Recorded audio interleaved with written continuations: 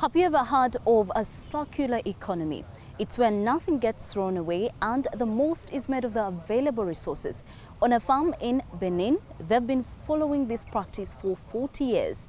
Welcome to a new episode of Eco Africa. My name is Sandra Twinovideo, coming to you from Kampala, here in Uganda. And a warm welcome from me, Chris Alems, in Ogun State, Nigeria. Sandra, our show this week is also a little like the circular economy. All the pieces fit together perfectly. On today's show, how people in Madagascar are cooking with grass. How Sweden is conducting research on green steel. And how solar energy is being harvested on the surface of reservoirs. You're out in the fields and you hear a loud throbbing engine and smell the stench of diesel. Is that really progress? Well, anyone who wants to trade in their rocks for a tractor usually has to buy a diesel-powered vehicle. But there are more environmentally friendly alternatives, as this project in Rwanda shows.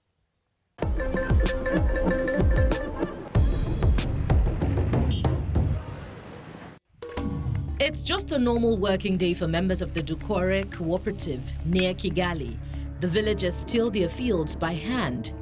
The many helpers are busy for weeks. Cultivating a large area like this using just hose is difficult.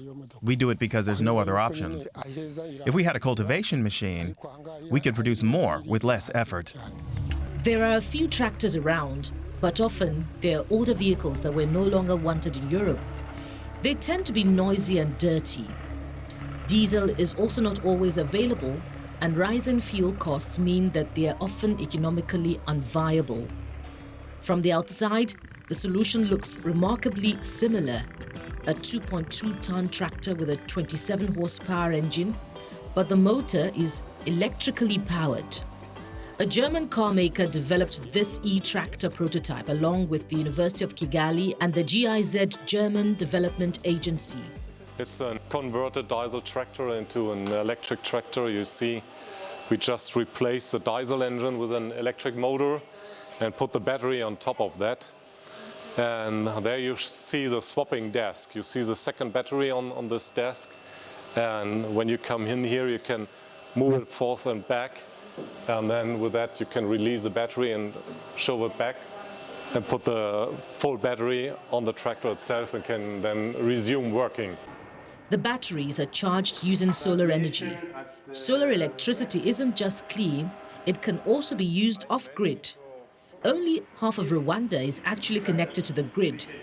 Bernard Mayanzikwiye and his team from the University of Rwanda are working on making the batteries more robust so that the e-tractor can soon go to work on the dusty, sun-baked fields. Rwanda needs e-tractor for agricultural mechanization. It will be user-friendly because of reducing the pollution. Thirdly, it will maximize the productivity, agricultural productivity. Rwanda has to increase its agricultural productivity to help feed its rapidly growing population. Longer periods of drought linked to climate change are increasing the pressure to make farming more effective and sustainable. The fact that the e-tractor is intended for use in more remote areas is a particular challenge for the developers in the team of VW engineer Hogalangi. The main point is to make an electric tractor as simple and easy as possible because it should be easy to operate. And the other thing is, when it is simple, it's easy to maintain and to repair. To make the tractor suitable for working Rwandan fields, the prototype has to be further improved. So the team of developers traveled through the country, speaking to potential future users.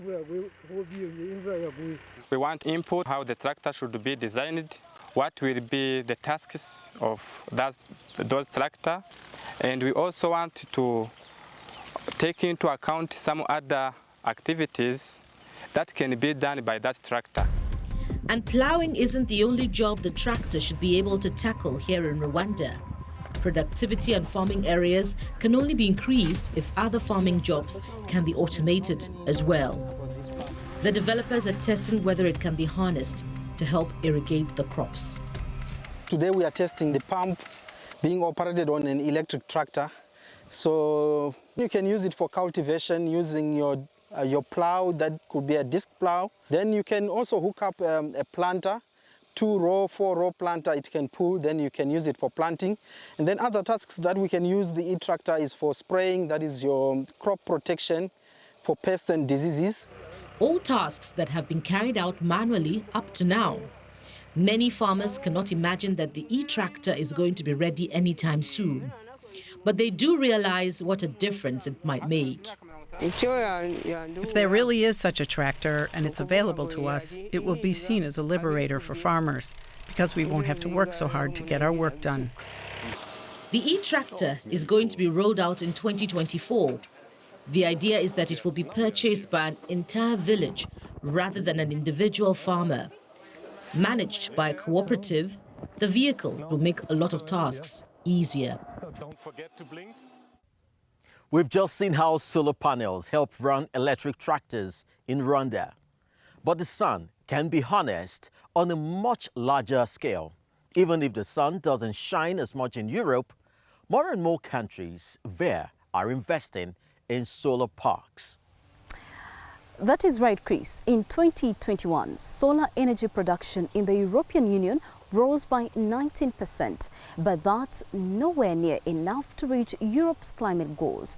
Finding space for solar parks in densely populated countries isn't always easy, but one businessman in Portugal has come up with a brilliant idea. Here on Portugal's Alqueva Reservoir, Europe's biggest floating solar park covers the equivalent of 6 football pitches. It can only be reached by a short boat trip, one on which Miguel Patena has been giving many interviews. It's taken 7 years for the energy company team to bring the 5-megawatt photovoltaic array to completion. It's working, and it's fully understood by everybody what is the potential that we have on our hands. So it's not only selling energy. That is my purpose, or our purpose in my team, is that to have things that are sustainable, have a reason, and use the least resources, or the minimum resources as possible. The energy company is investing heavily in renewable energy.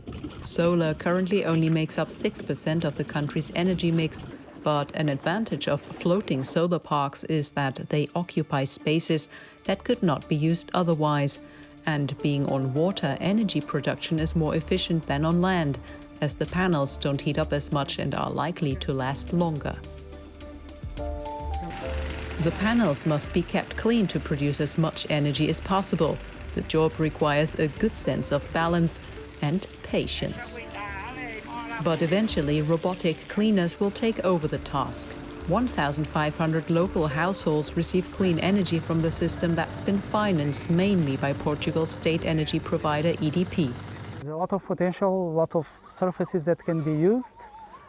And scalability, yes, it's just as they are modular, of course respecting all the environmental conditions that you have, it's scalable. It's complementary to the other sources. It's not an alternative, it's complementary. So it's a solution to go further and to increase speed of changing and decarbonizing.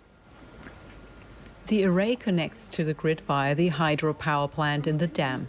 Excess solar energy can be stored or used to pump water back into the reservoir to generate hydroelectric power. The 12,000 panels and 25,000 floaters on the Alqueva Reservoir have been tested to withstand water, wind and rough waves. The floaters are made in this factory in Castalla, in Spain's Alicante region. Juan Carlos Hernández is one of the engineers behind the technology. They're made from recycled polythene plastic, and they're selling like hotcakes. We're just a little company, but we grew over recent years. Now we're 20 people who work on the design, the commercial side and engineering. And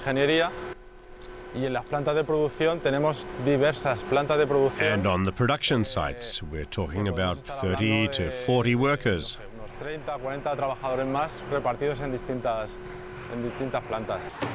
It's a real success story for Hernández and Emilio Pons, who set up the company together in 2008.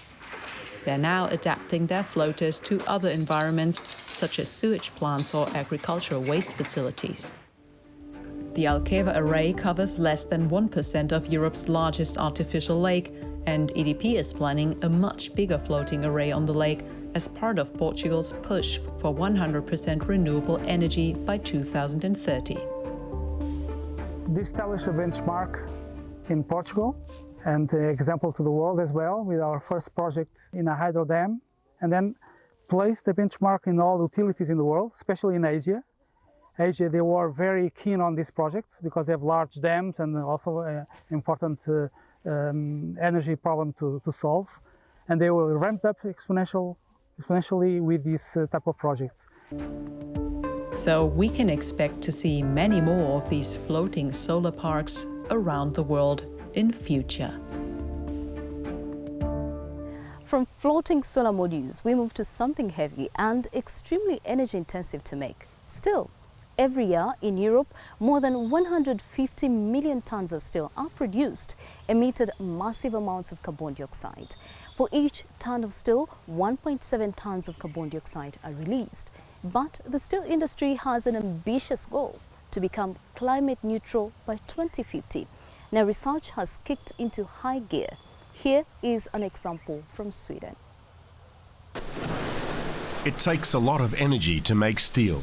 Temperatures well over 1,000 degrees Celsius are needed. Coking coal is generally used to produce the heat, and while that's bad for the climate, it's still commonly practiced in the industry, like here at Sweden's SSAB steelworks. We actually fill the blast furnace with iron ore pellets, and that is iron oxides. And then we mix it in layers with coking coal. And then we blow in hot air into the blast furnace, and the coke melts the iron, and as emissions we get CO2. According to the World Steel Association, steel production accounts for more than 7% of all global carbon dioxide emissions. In order to produce steel more sustainably, SSAB has started a pilot project in collaboration with a mining company and the Swedish energy provider Vattenfall. We realized that we might have a chance now to outcompete the direct use of fossil fuels in industry with this electricity coming from fossil-free sources. The new plant works with hydrogen generated from renewable sources. Hybrid stands for Hydrogen Breakthrough Iron-Making Technology. Instead of using coal, we can use hydrogen to do this reduction. So hydrogen gas combines with oxygen in iron ore, and we get iron, and then we get water vapor instead.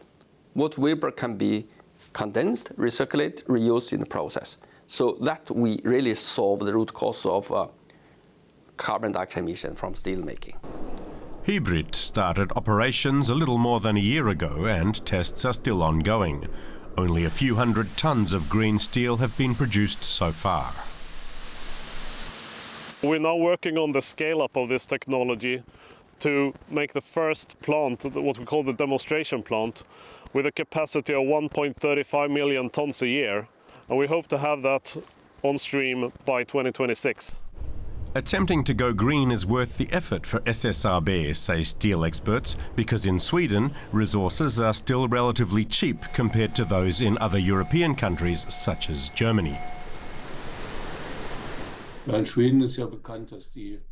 It's widely known that Sweden has an abundance of hydroelectric power. That is one major factor. But the amount of steel produced there is also significantly less, maybe a tenth of what Germany produces, for instance. Sweden also has huge ore deposits. Ore is no longer mined here in Germany, so the conditions here are completely different. Nevertheless, a number of companies, such as automobile manufacturers, are interested in the technology, especially in light of the rising pressure on manufacturers to produce more climate-friendly. Steel production is constantly being modified to both lower costs and increase volume because the demand for steel is high, and that includes for building wind turbines and solar parks, which will produce the energy needed for the steel industry to really become green. To make steel, you have to reach temperatures of at least 1000 degrees Celsius. A delicious pot full of fufu, however, only needs water to be briefly heated to 100 degrees and then stirred constantly. But too many people in Africa still cook using firewood. Now, students in Madagascar are doing their bit and have found an alternative. Let's have a look.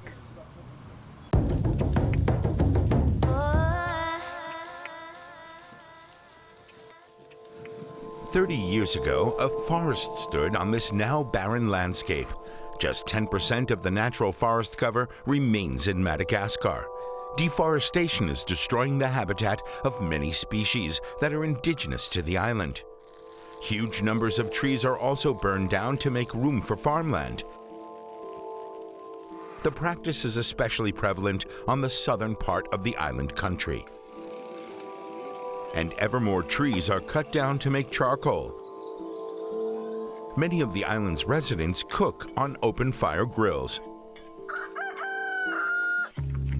But there's an alternative to environmentally damaging charcoal: sustainable pellets made from a grass that grows all over the island. This kind of grass is common here. What trees and grass we still have just get senselessly burned. When thinking about the problem, we thought, why not turn the grass that the people burn into pellets? Once the grass is dried, it's cut, compacted, and formed into small pellets. The local association Ajper came up with the idea. They're committed to renewable energy sources. Together with German students, they developed a small, energy-efficient cooking stove. The project received support from the University of Applied Sciences in Düsseldorf. Ajper hopes to bring both products to the market as soon as possible.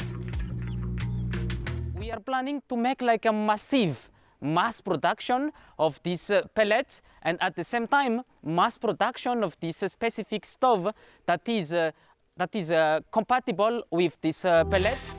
They intend to sell the grass-based pellets for 35% less than charcoal. 35 kilograms would cost €3 instead of 4. The stove they designed is planned for mass production here in Andalaman Goki. They raised money for the project via crowdfunding and from German donors. Grass for making pellets is also being planted. The project succeeds at 2 objectives: creating jobs while slowing down the deforestation of Madagascar. And how about you? If you're also doing your bit, tell us about it. Visit our website or send us a tweet. #DoingYourBit. We share your stories. Less deforestation and more jobs, solving 2 problems at once, in keeping with the aims of a circular economy that we mentioned at the start of the show. Exactly, Sandra. And at the Songhai farm in Benin, they've been using this practice since the 1980s. But just how do they do it?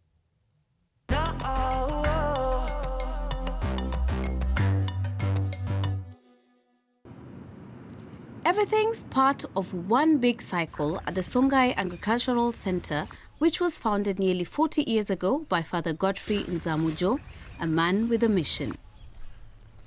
Nzamujo is not only an ordained priest, he is also a professor of microbiology and an uncompromising advocate of zero-waste agriculture.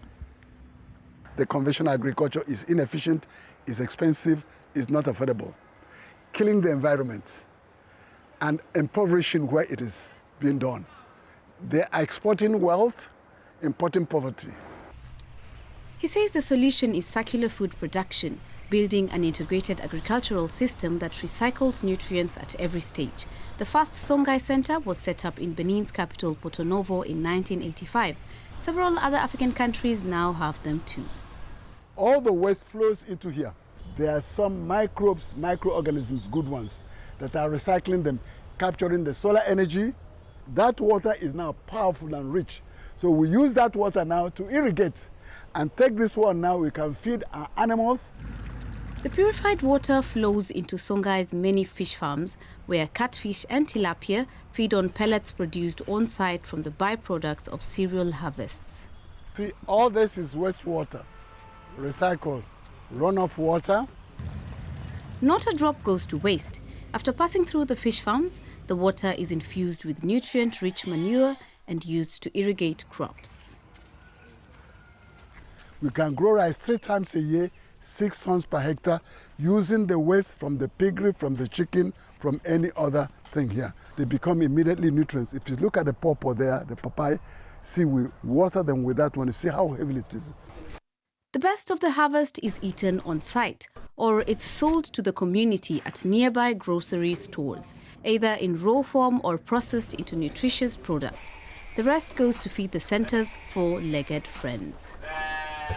This is produced with their droppings, fertilized by their waste and their urine. And you see how they love it. Even the biogas that's used to run machinery and equipment is produced on the premises. We use the gas for cooking, for lighting, and generating electricity. So 3 uses here.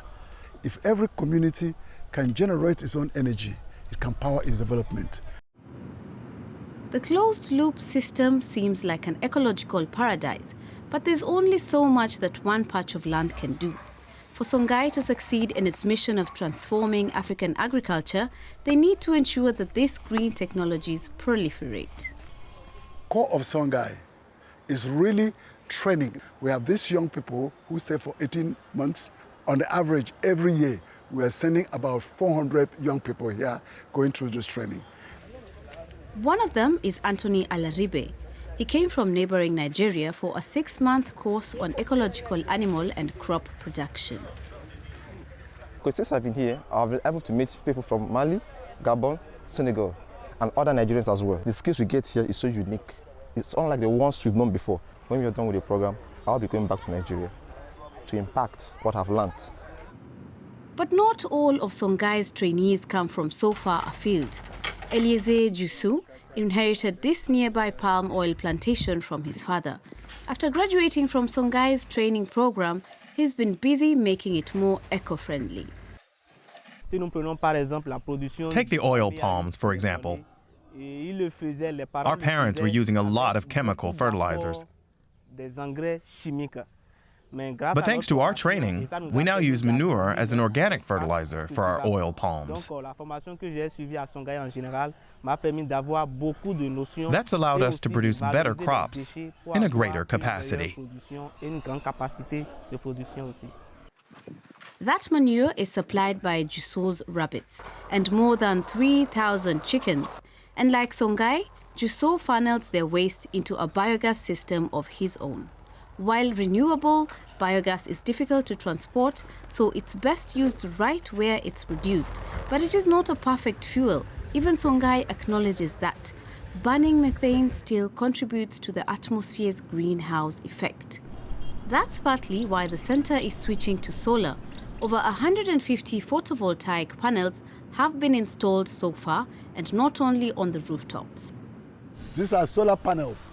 Instead of wasting that solar farm, underneath we are producing very sensitive crops, the hot season. So this is providing us shade, so we call it greenhouse. Despite all the new technology, Godfrey Nzamujo is still a nature lover at heart. This is the vocation of man, to help nature be connected. Radical connectivity is another name for nature, for reality. If you dance with nature, nature will smile at you. So we've come full circle. We started with agriculture in Rwanda and ended at a farm in Benin. Will they soon be using heat tractors there too? We'll keep you informed. Until next week, this is Chris Elems from Ogun State, Nigeria, signing off. Thank you for watching. As always, you can stay in touch with us on all our social media platforms. It is a goodbye from me, Sandra Twinovideo, here in Kampala, Uganda. Do remember to tune in next week.